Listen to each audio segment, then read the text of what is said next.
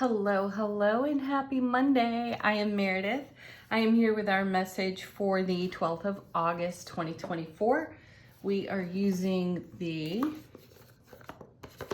deck we used over the weekend, Journey in Oz and Wonderland deck. What beautiful artwork in this tarot deck. We have the Sun in Leo, the Moon is in Scorpio. We have our wonderful and amazing retrogrades going on, and clearly we've had a very robust shuffle. So we're going to jump right in and get to the message because this is a lot of cards for us to cover. What's on offer to us in the energy atmosphere? First card out, High Priestess. You know, the cards have been quite unrelenting lately, and I mean that in the best of ways. When it comes to guiding us into the depths of our own intuitive blessings and gifts, we've been, encouraged over and over and over again to listen to our inner voice, our expanded awareness, and follow through in our spiritual journey in this realm, not the ego chatter realm. So my sense here is that we have been shown a tremendous amount of contrast so that we can take greater faith in our own intuitive gifts. Let's see what's next. Yeah, Seven of Pentacles. This is one of my favorite cards in tarot. I think I shared with you all recently, it was one of my least favorite cards when I started out reading tarot, which is really only a new thing for me in the past 6 or so years. Anyway. Moving on, Seven of Pentacles. This is a whole lot of abundance, a whole lot of bounty when you see this card, and it's in development. So what I sense here, as I said moments ago, is that I feel like we're taking greater faith, taking greater stock, leaning deeper into our intuitive gifts, because in the way that we are being shown signs from the multiverse, they're coming kind of rapid fire, and there's a seamless, flawless perception for us in the way that we take action. There's a flow and a harmony to it, and we're having more hindsight recognition of that flow and that harmony. So when we're in review, thank you retrogrades, for all of the actions we have taken and all of the signs that we've seen, we're recognizing, we're getting a fresh perspective on how we leaned deeper into our blessing and further from our ego chatter. Excellent. I feel here that the retrogrades are, especially Saturn, really hammering home the message of how important our inner guidance system is. We're not so ready to go with the flow of the collective. We're so much more inspired and passionate for the inner voice, our freedom, our liberation, and that seamless, flawless response to the divine within ourselves. Let's see what's next. Set of 3 cards. First is Page of Cups. Aw. This little guy looks so much like my little nephew, Tierney. They could be twins. Oh my goodness, what a cutie pie. Alrighty. Anyway, Page of Cups. This is evidence of manifestation. There's typically a fish hopping out of a cup in the Rider-Waite system, and that fish is evidence of the bounty and abundance coming to life. So you've got it ripening on the vine in the Seven of Pentacles. You've got the High Priestess with that beautiful guiding voice that doesn't really give you the answers, though we know how to respond naturally in our intuitive gifts, right? Which leads us to the beautiful Page of Cups here, showing us signs and evidence of everything we're holding in our heart space, in our heart-mind coherence, coming into being. Oh my goodness. Amplified now by the Magician. This is having all the tools, having all of the resources necessary. This is us being prepared to receive, to take action upon the magic that we've made. And then we have the Eight of Swords. What a lovely card in this deck. Look at that beautiful artwork right there. So gorgeous. And I like the take on this card because the Eight of Swords is indicative of a mental trap. And what I feel here as I look at these cards, we're not running in fear from our ego. We're turning around and facing it. And we're facing some of our old habitual mental traps. And we're putting that, as we face it, as we witness it, we're putting it into the perspective of our intuitive awareness, and we're following through on the guidance we receive. And again, as we do the hindsight review of the actions we've taken, we are so encouraged and inspired, further inspired. We're creating a whole new frequency and a whole new ripple effect for ourselves as we take every new leap of faith and dive deeper into all of our gifts. And we navigate our lives that way, which is what's creating that sense of freedom and liberation within. We're setting ourselves free of the trap, and some of that is the magic we're witnessing here. Now, obviously, it's really easy for you to take a hop right to what it is you're nurturing into being in your heart space, while simultaneously take some credit for having the strength and courage to embrace your gifts. That's part of the magic that's going on here. This is what has given us a fresh perspective and a new frequency. So part of the manifestation you're nurturing to life on your foundation is the way that you respond to the guidance you receive. Next set, 4 cards. 5 of Cups. Let's see what the story is here. 8 of Cups. Whoa, excellent. So look at this turtle carrying a world on its back. The 5 of Cups is a card that indicates some sort of grief or remorse. And we're taking a time out and a pause for allowing the grief or the remorse to pass. And real change is taking place because 5s bring change. So then you have the 8 of Cups, which is a card about walking on. This is a transitional card for me in tarot. It's how we leave one situation for another situation, how we move on. So there's good momentum here. Might have been a slow start here with the turtle. The journey is steady, though. You have steadily honored and recognized the more challenging parts of your own path and your journey. The good, the bad, the ugly, the fabulous, right? And taking stock of all that, you've decided to walk on, because herein lies the ego chatter in the emotional realm if we continue to rehash old experience. So this is more evidence of up-leveling our frequency in our own spiritual ascension. Something we talked about on the Saturday reading. And then we have the 4 of Cups. What an interesting collection of cups here, because this card is a little bit of a pause as well. So I want to point something out to you. My numerology friend will be so super excited that I did this. If you subtract the 5 from the 8, you get the 3. Celebration, the celebration of cups. And on the 4 of Cups, you typically see 3 cups, indicating celebration, and a 4th cup incoming, which is the Ace of Cups. So this is like seeing the essence of the 3 of Cups twice in a set of, well, 3 cards right here.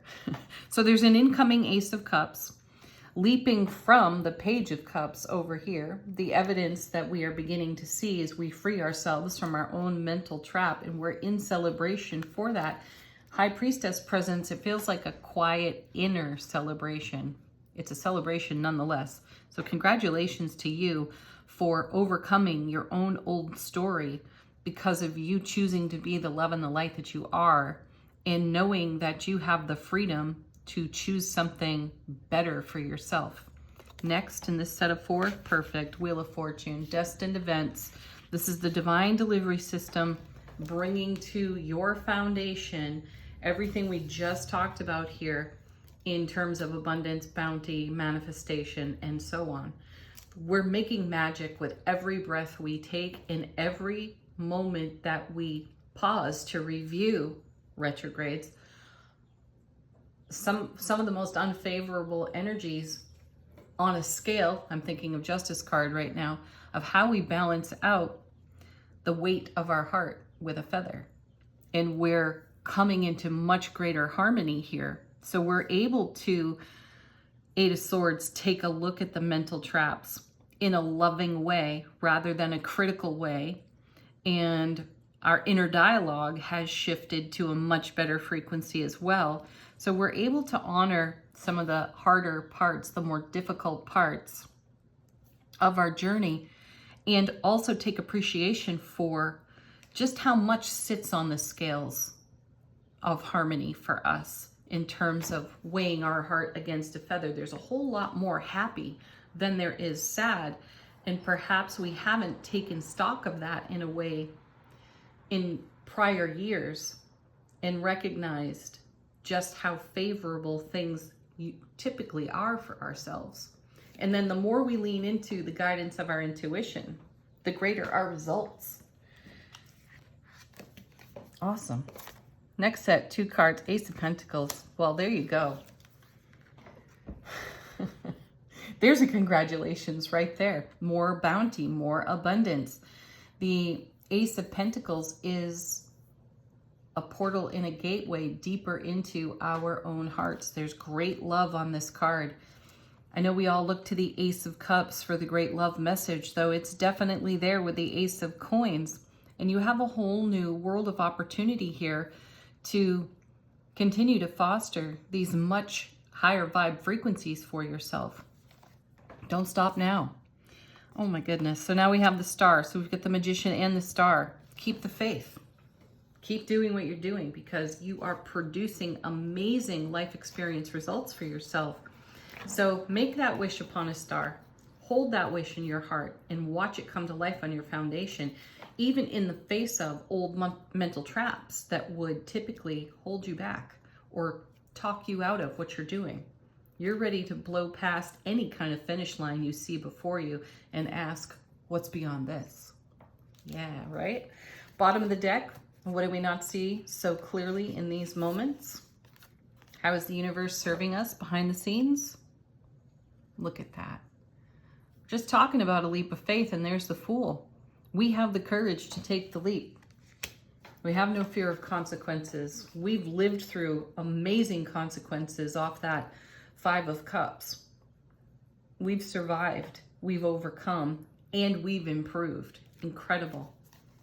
So we're willing to face challenges now because we know that we can navigate them and not in a fearful way. Ooh, yes. There's the Judgment card. I love Judgment in this deck. That is powerful energy right there. And I feel that this is indicative of a purge. I feel that that fire cleanses whatever we resurrect in hindsight review connected to our ego and connected to what we would have categorized years ago as a failure. We see now is practice for our self-mastery. Awesome. Yeah, there, Queen of Wands, beautiful. Aries, Leo, Sagittarius right there. Fire. We have embraced the fire. We are the fire, and we are passionate about our journey. That's also taking some fabulous action through divine feminine energy. Nurturing, gentle, kind, and fierce. And then we have 3 of Wands. Yeah, because we're building on our foundation in this super amplified, amazing, heart-centered energy. We're not settling for less here. We have a vision and we're bringing it to life. And then we have, yeah, there it is, the Lovers, unity, where all of our choices and decisions are being made with the idea of unity in mind. How does this harmonize to my life? Is this inclusive or have I excluded something? If I'm excluding something, is it worthy of exclusion? Or does it, need another look? How does it help? The Lovers card brings us to our heart space and we make choices through the heart, not the mind. Beautiful. All right, angel answers. Guides, angels, ancestors. What messages do they have for us? What potential confirmations and questions can they answer for us? We have the reconsider card. I like seeing this because that's what's happening here. The intuitive wave is so strong that it pauses us so that we can reconsider whatever the ego is going to dish up. Excellent. And then we embrace whatever the ego dishes up in our passion, in our fire. And we ask ourselves, does this align me with my heart? Lover's card. Next. Improving health. I say improving well-being because taking just that action is a super energetic improvement. Everything gets better. Wow. Which makes big, happy changes more easily attained, right?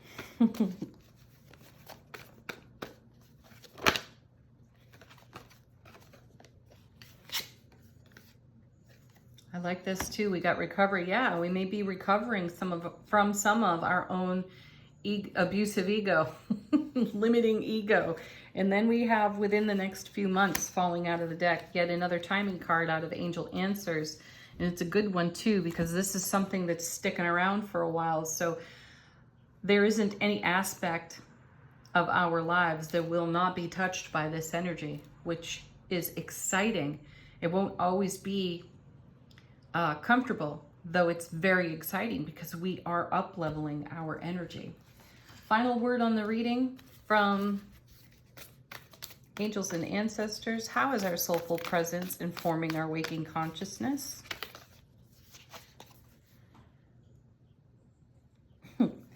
Fabulous. We have Fire Guardian. Ignite your passions. That's easily done. We're already there. Wow. Ask yourself, with that Lover's card present in the reading, when you're at a crossroads within, assess the situation. Take a look at the dynamics. Pause as you do that and ask yourself, what's in the greatest alignment with my heart-centered awareness? And what feeds my passion? What grows the passion? What brings me closer to, rather than further from, my ultimate dream, fulfillment, achievement? Have a beautiful Monday, everyone. Peace, love, happiness. Namaste.